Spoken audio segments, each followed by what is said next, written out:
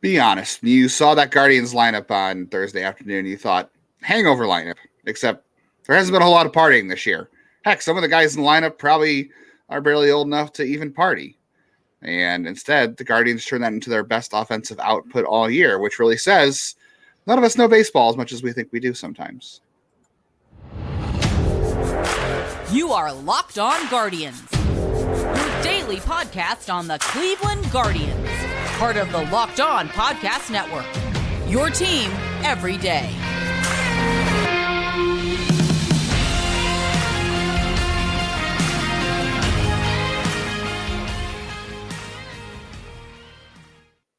Hello, everyone, and welcome to the show. I am Jeff Ellis, he of the shaky internet right now. Over there is Justin Latta, he of the sometimes shaky internet. We'll see how this goes. Right now, our internets are combined about as effective as this Cleveland lineup was in most of this Toronto series. Today was a weird game. If you watch my now, I just want to point out my two favorite facts were the fact that they had as many hits as walks, which never happens. And that's kind of, I know the walks didn't necessarily help them win, but that's been my big complaint all year is they don't walk enough. And then 5 hits, 4 of them for extra bases. Like, what is this team? Weird day all around, but they won. And that's really all that matters in the end. Split the series with Toronto, which I think if I was a Blue Jays fan, I'd be pissed about. I would look at this is a team that more sold than gained at the deadline. We are trying to compete for a wild card. You have to beat these teams. Like I say, when you face the White Sox, the Royals, the Tigers, you have to beat those teams. Toronto had to beat Cleveland, and instead they made it look like this was the old days when we had, Kluber and Carrasco and Clevenger all at peak, just coming right at them. Yeah, I mean, to be fair, those rookie pitchers this week, even Allen, who, like I said, Ben was the other day, Ben but didn't break. They were good. They went out and did good stuff this entire series, and that's, like I said, that's a good lineup, and they struggled for the better part of the week offensively. So give those guys credit, but boy, that was just a very, very odd game. I mean, seeing that lineup in general just was kind of mind-blowing. And we're going to talk about the lineup from last year to this year because I want Jeff to I want Jeff to guess who was in last year's lineup at this time versus this year, because the lineup today was kind of mind-blowing just considering how different things look a year later. But this was just a weird game in general with, like you said, the walks, the lineup, the way it looked, and actually having extra base hits for a change. And Noah Syndergaard, too. So Noah Syndergaard, this was one of the most bizarre lines I've ever looked at on Savant, I think. He got one called strike on his four-seam fastball today. One called strike. So I think Jeff has gone frozen on us again. He had 12 foul balls off the fastball, and 7 balls were hit in play. He had 7 swings and misses on the fastball. Not often do you see a guy get one called strike on a pitch, but miss 7 bats. So essentially, every time he threw his fastball in the strike zone, they swung at a lot. It was 96% zone swing percentage. Hi, Jeff. Welcome back. They fouled it off 12 times. Yeah, we'll see. So Syndergaard had 12 foul balls on his fastball and 7 put in play. Somehow still missed 7 times. Hitter swung and missed 7 times. And he topped that at 93, which is down 1.5 miles from where he's been this year. So somehow throwing less hard, guys putting it in play, he still missed bats. And that was the most swings and misses against his fastball that he's had since August of 2019, when he had 7 whiffs against the Rockies when he was throwing 95 and 98. That is weird. And then he had a bunch of called strikes on the slide. He had 13 combined called strikes in his slider and his curveball, but they only swung and missed at those 2 times. Like, what a backwards line that is. A guy he ends up throwing his secondaries for strikes, but they don't miss any bats. Doesn't throw his fastball for a ton of strikes, but I guess he threw it for quite a bit of strikes. They just fouled it off and put it in play, but didn't get any called, but missed a lot of bats, even though he's not throwing as hard. Like, it's almost like, I don't know, he pitched backwards, it seems like. It was like I said, it was a weird day. I thought, hey, that's 2 out of 3 starts I'll take from him. I was joking with you before we got on air that the Savali treatment is what he needs, and it's what Bieber needed. Honestly, it's this whole like, hey, 2 times through the order and you're done. I think Savali Right. only Don't had send out one for a third time. and that was Savali. His last start was the only time they had him go more than that. Like they had him on such a high limit, and that helped honestly raise his value because 2 times through the order, most starting pitchers can excel. It's that third time that is a make or break to make you, a 1 and a 2 instead of a 3. Now, while Savali looked like a 1 and 2, doing that, most pitchers will. So, I said that the Thor trades allowed them to make that Savali trade, and I feel like we're seeing it again. And they're having him pitch the same way. They tried to have him go through a third time though, and it came. Wheels started to come off, and then they took care of business. And I mean, Toronto with runners in scoring position, it was atrocious. All series, both teams, really. I mean, all series, they had chances against Logan Allen, too, because of his walks. They didn't really have any chances with Bybee and Williams because they didn't allow a lot of base runners, so that wasn't really a problem until late in the game, the relievers, which we're also going to talk about the bullpen today, too, I should point out. But, I mean, yeah, you'll take it 2 out of 3 from Syndergaard so far. The way he's pitched, he got, 17 outs today. That's not bad from a guy that, a month ago, no one was sure what he could do. And it seemed like a guy who was just going to be kind of playing out the string here, which, I feel like some guys are doing too. We also talk about your favorite player, Cole Calhoun, had the second hardest hit ball by a Guardian today. He hit 2 balls today. One was 98, one was 101. Now they are on the ground, so they're both outs, but I don't think I realized that I don't think I would have guessed Cole Calhoun still had exit velocity in the bat. He's got to get the ball in the air, but when you align with guys, I know he had an RBI, but like he got kind of lucky. It's an RBI ground out. Pitch. Yeah, it's like he's still not good, and he had other opportunities. Goes 0 for 4. It's just again, I'm gonna sit here. It's a waste of at bats. It's a waste of at bats. I'd rather see any number of other people go. And I like, where were they quoting? He was like hitting 380 a day ago. Guess what? He's down to 222, small sample sizes. But yeah, Cole Calhoun is going to be for everyone out there. If you're tired of me and Ahmed Rosario, this is my new Ahmed. Is Cole Calhoun. So this should show it doesn't matter where they're from, what they look like. It's just unproductive at bats from guys who are not part of the future. I am against. 11 batted ball events, Jeff. 289 expected batting average, 526 expected slugging. He's the answer. That's all I'm saying. He's the answer. 372 xWOBA, 442 xWOBA on contact. I'm just saying. Cole Calhoun is the answer we never knew we needed. I was mowing the lawn for this game, for the second half of this game, and it was hearing Tom Hamilton. My 2 favorite things were how, again, I can't make fun of anyone with pronunciation, but he was calling him Nathan Lucas multiple times instead of Luke's, where it's like that's just a different name. And then I think isn't it pronounced Nathan Lucas? I thought it was Lucas. I think it is. Oh, well, it went back and forth. I heard it pronounced both ways during the broadcast. So then I don't know. Maybe I'm sure it's. I heard them say both. It's Lucas. So. It's Nathan Lucas. Well, then they were going both ways with it, so that confused me. But yeah, former Cleveland draft pick. Oh, interesting. But then the other thing was them talking about the greatness of what Cole Calhoun added. And that was the point where it's like, oh, come on. You can't talk. Like, this is why he was a great addition. And even though he hadn't played all year, and this is what he brings. I'm like, he brings nothing. That's just. You know who did bring something, though, was Brian Rocchio and Jose Tena. Those were some good swings by them. 4 of the 5 hits. Yeah, I mean, it was both of them carrying the offense in this one. And I probably overlooked this too. I was checking out some batted ball data. Jose Tena actually, because that double he had left field over Whitney Merrifield's head, he hit the ball the opposite way quite a bit in the minors. I kind of always thought he was more of a pull heavy hitter, which he does pull the ball most of the time, and he pulls on the ground too much. But he did have a tendency in the minors to go the other way, and the swing first of all, the first double by Rocchio was a hustle double. It was cut off in the gap, and he was out of the box and got a double because he ran hard. But the second double he had late in the game, I mean, that swing was unbelievable. He went down and got that, and he had to kind of move his bat around a little bit to find the barrel for that double down the right field line. Those were two impressive bats. I mean, those were swings by rookies that, didn't look like rookies in those situations. Those guys look like they were both very locked in and comfortable. I was very stunned to see, especially from Jose Tena. Like Rocchio, we're hoping for more good things out of, obviously, but I really was not expecting that from Jose Tena. Been super impressed as to his 2 plate appearances in this one. And Brian Rocchio looks like he's settling in, kind of.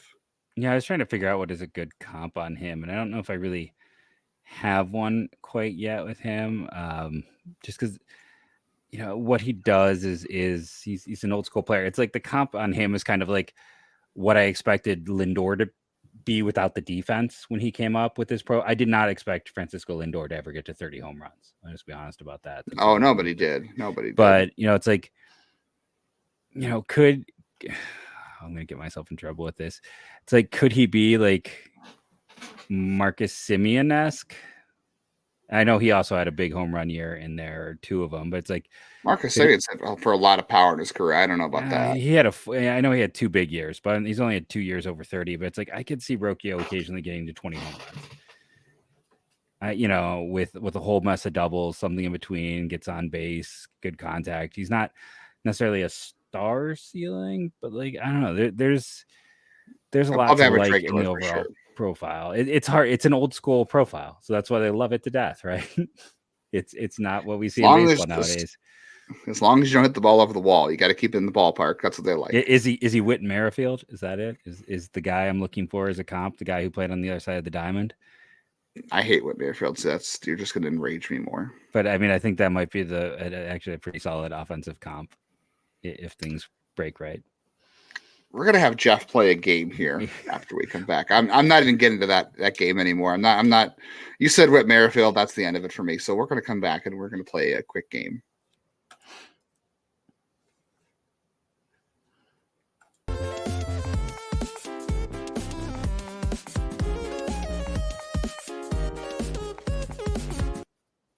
For anyone that may feel, I'm sorry. Today's episode is brought to you in part by Sleeper.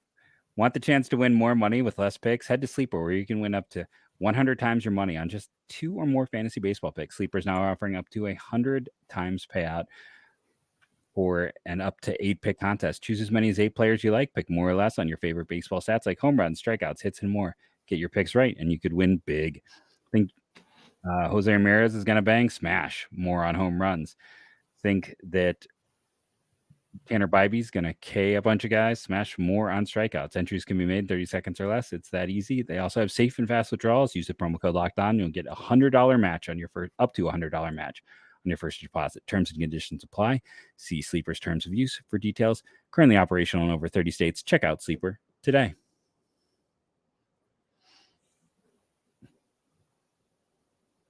Guardians get to face Aaron Savali Friday. He'll face Savion Curry in Tampa Bay. You can check out all the action from the hometown broadcast on your Sirius XM app. Just search Guardians on the app. All right, Jeff.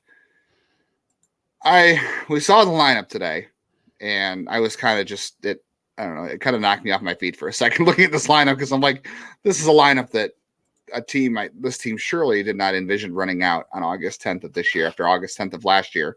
So in today's lineup, Jeff, tell me who played on August 10th in 2022 for the Guardians. Tell me who was in the lineup today that was in the lineup last year. Did you know Whit Merrifield didn't debut till he's 27 years of age? So Jose Ramirez. Go Guardians. Go on out. No. We got Jose Ramirez who played in this one. Okay. There's 4 There's 1, 2. It's only 3 who played. 1. So it's not Calhoun. It's not. It's not first. It's not. You only got 3 guys in the lineup from last year. Yeah. And Jose was DHing, so it's probably Jimenez. You got nobody else on the infield because you had 2 rookies, right? And Calhoun was the rest of your infield. The catcher is not the catcher they had a year ago. Your outfield, it was what Quan sat today, I believe. So Straw and did Oscar play the other outfield today? I'm blanking. Was it Brennan? I can't remember. So whoever was the other outfielder, I'm blanking on who was in today's game. It was Brennan. Yeah, Brennan was in left. Brennan was in left. So it had to have been Brennan then, right? Brennan was not in the lineup on this day last year. He was not up until September. So it was just Straw, Ramirez, and Jimenez. Oh, okay. That was it. Yeah. Guardians lineup last August 10th. Now Stephen Kwan was still on the team, so he just didn't play today. Lineup last August 10th. By the way, the Guardians were 6 games above 500 at that point. For all the people who, and the Guardians are only 3.5 out of the Central Division right now because the Tigers decided to take 3 or 4 from the Twins, or the Twins decided to lose 3 or 4 to the Tigers. I don't know how you want to. Here's the thing. Whatever team from the Central makes it. Like a year ago, I was like telling people, like, don't count on Cleveland to get run over. Like, they got Bieber, they got McKenzie. This team is annoyingly built. They have a great bullpen. They're going to cause headaches, and they beat the Rays. This year, whoever makes it for the Central is just going to get run over. Like, this isn't like a year ago where you put that up. It's like, congratulations to the Minnesota Twins. You get to make the postseason and still not win a baseball game in the postseason for the umpteenth year in a row. They haven't won a playoff game since 2003? I believe so. Yeah, 20 years. Good job, Twins. So Stephen Kwan led off last year's game on August 7th. That's the one point I want to make too. For everybody who still might be complaining about not selling or selling at the deadline instead of adding, like, they're only a few games out of it. Consider this time last year, the Guardians were above 500. They were at the trade deadline last year. They were still 3 games above 500. This team has barely flirted with 500 all year. They've been 500 for like a day or two, and they go right back down after a day or two. And the other one I'll see is when people talk about how this team, they could be, a year ago they had that run to get hot. A year ago they had Bieber and McKenzie. They don't have Bieber and McKenzie right now. Well, a year ago they had a better version of Kwan. They had a better version of Rosario. They had a better version of Jimenez. That's a part of the problem. A better version of Oscar, which we talked about yesterday, which was really annoying. Yeah. So Kwan, Rosario, Ramirez was the lineup last year, 1, 2, 3. Josh Naylor, who's currently on the injured list, was cleanup. Andres Smith at 5th. So long, Nolan Jones. He hit 6th. Oscar also played in that game. Will Benson, so long to him. He was the DH in that game. Austin Hedges was the catcher in that game. So the Guardians only have 1, 2, 3, 4, 5 guys, if you count, Naylor being on the IL and Kwan not playing today, that could have played in today's game from last year's lineup on August 10th. I mean, a year ago, you got 5 guys still on this team that you're still playing from this lineup a year ago. I mean, Owen Miller played in that game. You got Hedges, Jones, Benson. It's mind-boggling. I can't imagine that coming into this year. Like, what if I told you back in April coming into the season, hey, in August, the Guardians are going to have Cole Calhoun hitting cleanup one game. Ramon Laureano is going to hit 5th. And then Brian Rocchio and Jose Tena are going to hit 1 and 9 in the lineup. Imagine last October after that run, barely almost knocking the Yankees out of the playoffs in the ALDS, that Jose Tena, Brian Rocchio would both be starting a game together, that the team would also be batting Cole Calhoun and Ramon Laureano 4 and 5 in their lineup in August. What are you saying if that someone tells you after the Guardians got knocked out of the playoffs last year that's a potential lineup for them next August? I would have predicted right then that McKenzie and Bieber got hurt. I'll tell you that much. And then with Laureano, and I thought, it's an interesting trade. I wonder what they gave up for him. And with Calhoun in there, I'd be like, so Josh Naylor had another catastrophic injury. And so I'd have expected it's similar to how it is now, because I've always had my injury concerns with McKenzie. So I would have been like, okay, something must have happened there. Bieber, we have, he never. And Noah Syndergaard started this game too, which makes it even weirder. Yeah. So, and you told me Noah Syndergaard was in there. I'd be like, okay, well, I don't know what's happening there, but I would have predicted those 2 injuries. And we were talking Cole Calhoun at first base. That means that in October that it's not Naylor. So then I would have been like, okay, so Naylor's hurt. Those other 2 missed lots of time. Weirdly, I would have been able to predict it just because of the way this team is. I'd have been like, Oscar Gonzalez, massive regression. Is that why we're starting Cole Calhoun in right field? Will Brennan, but I would have thought that Calhoun was playing right field. I would have been like, okay, so Laureano is maybe in center. Maybe they Miles Straw had another bad year and they decided to move on. But yeah, I would not have thought Cole Calhoun at first base. So necessarily, but when you say Cole Calhoun is playing first base, then it's a cluster. It's a mess. This team is a mess offensively. And they won. This was their best offensive output of the week against the Blue Jays. Like, they still won this game, which is just it's further mind-boggling. And someone asked me today, it's like time. I still think Tana's likely a utility guy. Rocchio, someone was so afraid that he was going to fall apart after those 2 bad throws, but if anything, he's just come back and hit better since, and we'll see. Andres had a nice swing earlier. He had the double. Jose, it's, do we start talking about that he's struggling a bit here as well as the rest of this lineup? Brendan and everyone else, we are seeing Jose is missing. I didn't think protection existed, but maybe it does. He seemed to be, they intentionally walked him twice, so that stands out. But this Tampa series, man. I can I just ask a personal favor that they just cream Savali tomorrow so we don't have to deal with the fallout, because I don't want to deal with the fallout. So I'm just asking to whatever baseball gods there are, personal favor. Obviously, lead off Brian Rocchio and obviously play Jose Tena. That's what you have to do to win games. Cole Calhoun's got to hit cleanup, which he probably will hit cleanup against Savali. Let's be honest. All right, we're going to talk about the bullpen, and Cal Quantrill made a rehab start the other night. We're going to talk about that, and we'll talk a little about the race series coming up.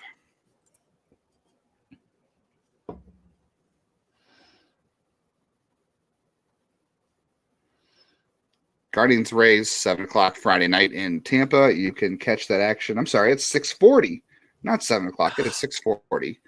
Make sure you search Guardians on your XM app for that audio. All right, bullpen. So obviously, if you watch the game or you look at the box score, not a great day for our guy Enyel De Los Santos, who's had an up and down year. The numbers the overall bullpen. Yeah, that's the thing. Like, everybody on this bullpen, I mean, Sam Hench's numbers look terrible because he was out early in the year and he hasn't as many outings, but he's also had a lot of bad outings too. Yes. Again, listening to the radios, I was doing it. I agree with Tom Hamilton. This was probably his best outing of the year. Yeah, by far it was. But everybody in this bullpen this year has had a game almost once a week. That's part of the inconsistency here. The bullpen isn't as good as it was a year ago because whether it's De Los Santos or Sandlin or Morgan or Hench's, Clase at times, Stefan, has had weeks where he has been completely lost. Everybody has had like a week or like a couple appearances here and there where they have just completely crapped the bed. And they've taken turns doing it. It's not like it's the same guy each night. Like De Los Santos today came in was not good. He could not throw a strike, and then when he did, it got hit. I will say the first ball he gave up was a little squib, so that snowball on him. But everybody has kind of taken their turn to have struggles for a week or a game or two in a row. They never do it the same night. It's like the team, except for the Texas series where they all seem to have issues.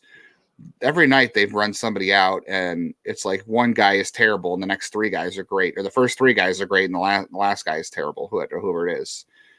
The bullpen, I still think, is going to be fine. Like, there's no guarantees. Like, obviously they were good in the first half this year, right? They haven't been good in the second half.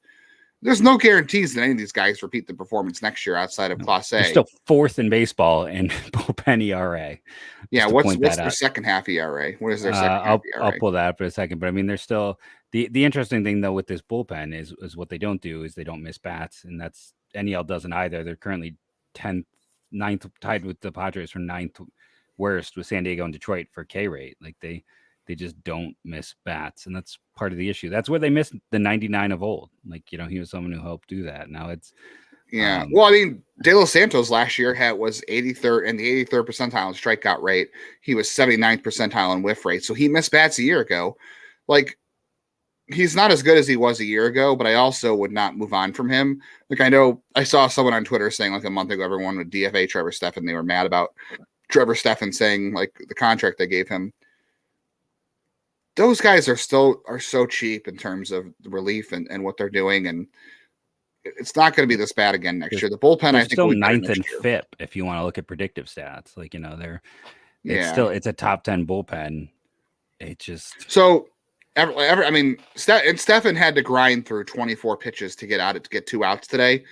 Not great, but he got through it, and he had some tough battles that he won against, Alejandro Kirk, who puts the ball in play a lot and can be hard to strike out at times.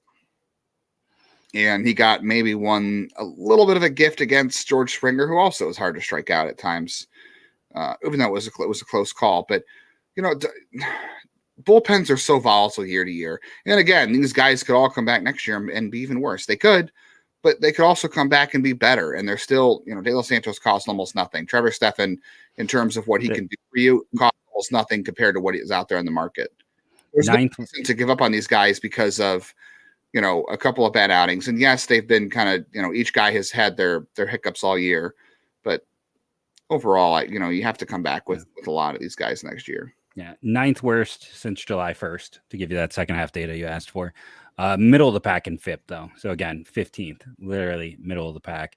So even when they're bad, they're just middle of the pack bad. And their WAR is actually, again, they're tied for 17th. So the bullpen has struggled more in the second half, but they are, when we say they have struggled, we're saying they've struggled to middle of the pack. And they were no longer an elite bullpen, right? And be honest, Michael Kelly and Daniel Norris both warmed up. I think Michael Kelly pitched in this series, but Daniel Norris and Michael Kelly both at least warmed up during this series. I don't know how many people remember that those two guys are still in this roster. Like, Daniel Norris is still here. He didn't pitch the series, but he's still there. Michael Kelly did pitch in the series. He probably shouldn't have, but he's still here. That's bizarre, but that also tells you, that's why a certain reliever is not back up. Those two guys are still hanging out there as break glass in case of emergency relievers, and they don't have one guy they needed a year ago. They haven't needed him. Remember how many times we're like, there's no one left in the pen. That we're in that situation where of late the pen's been a little more reliable. Trevor Stephan took care of business. Yes, he probably got a gift strike against Springer, but he took care of business. They won that game. He has looked better. Clase was great in the 9th. And then Clase's last 3 outings were unlucky, bad defense, and he still saved 2 out of 3 of those. And he is, I believe, back to the save leader. So I think the bullpen it's gone from great to mediocre. Mid. And I think we know who the keepers are and who they aren't. And listen, I'll let something slip that, that I think they had talks with maybe trading a lesser piece of the bullpen. I'm not going to say anything beyond that, but I think I can safely say that we heard that there were talks of trading one of the smaller pieces, and they might revisit that this offseason. They're not looking to move Clase, they're not looking to move Stephan, but I think there is always the possibility to trade a lesser arm, especially because they drafted Andrew Walters, who could pitch for this team next year out of the bullpen. Franco Aleman is going to be a top 20 prospect. I know he didn't make MLB's list, but that's just an oversight. He is the best reliever in system. There's going to be guys who are ready to step up. Yeah, so I'm not too worried overall, but bullpens are volatile year to year, and it's just a reminder that when relievers go through hiccups, that it takes a while to come out of it sometimes, and everybody's kind of had their chances. Speaking of guys who haven't been here, we failed to mention yesterday's episode that Cal Quantrill made a rehab start for Columbus, and it did not go well. He gave up, I think, 6 hits and a couple of runs and an inning in the 3rd, and he threw 93, 94. I think he hit 95. Velocity, doesn't always tell you where a guy is sometimes, but because I think he was still throwing that hard even though he was hurt. I don't really know what to make of Cal Quantrill right now. And if he comes back, it's hard to say. I'd imagine they'll probably still want him back for 2024, but coming back this year, I don't know. It's going to be hard to say. And Joey Cantillo also had a good start on Thursday evening too. We were talking about guys who might get, some starts down the stretch or maybe appearance in September. We're not sure if Bieber or McKenzie will come back. They're still playing catch at this point. Joey Cantillo, 7 strikeouts in 5 1/3 innings, 1 walk. He's got 3 walks in his last 2 starts combined, and he's walked 3 or less in his last 4 starts each. So he was throwing 98 his previous start. He was up to 96 this past start. I would like to see Joey Cantillo make his major league debut before the end of the year as well. No, it'd be nice. He had a good game. Hopefully my internet's working right now. Another good game for Lavastida. The one thing I'll say about Quantrill to watch is he did make $5.5 million in arbitration. So we are entering a point with him where he is there isn't a small chance he could be DFA'd just because of what he will cost. Yeah, I mean, I guess I would imagine the McKenzie and Bieber's health will probably determine if they're willing to pay Quantrill to come back next year. Because if one of those guys needs surgery, you almost have to pay Quantrill to come back for hoping he's healthy. That's also why you need Cantillo to get some reps, right? So maybe you can have a fourth rookie next year, and then you don't. So it all goes together. Yeah. That's it for the week. Guardians, if you want to know the matchups for the week, Guardians in Tampa Bay, you got Curry and Savali Friday, Gavin Williams and the journeyman known as TBD on Saturday for Tampa because they don't have Shane McClanahan anymore. It looks like he's out for the year. Talk about bad pitching luck. They have had some terrible health luck in Tampa Bay. Then Sunday, Tanner Bybee gets to follow up his last start against Zach Eflin. So should be a good series. And we'll have it covered. Like I said, I promised a bonus episode, so I'll try to get that out Saturday. Some draft stuff and giving all of the players who've been recently let go their due. I want to thank you all for being a part of the Locked On Guardians team. Oh, I know we have some people who gave us positive iTunes reviews when I was on vacation, so I will also cover those in the bonus episode. But I want to thank you to all of our everydayers out there commenting, being a part, downloading. Our numbers are staying good, even as this team struggles, and we appreciate that. Thank you. And go Guardians, go.